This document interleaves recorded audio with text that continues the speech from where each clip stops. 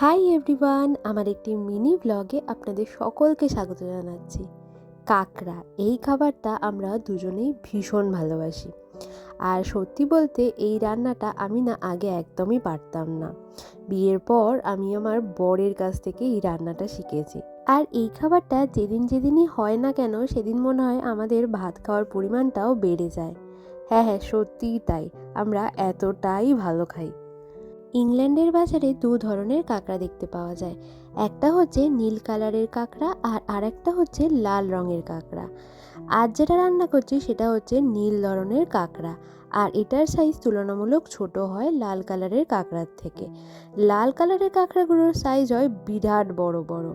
আর সেগুলো আমার না খুব একটা ভালো লাগে না। তাই যখনই আমি দোকানে যাই তখনই এই নীল কালারের কাঁকড়াটাই কিনে আনি। আপনাদের কার কার এই কাঁকড়া খাওয়াটা ভীষণ পছন্দের অবশ্যই কিন্তু কমেন্ট করে জানাবেন।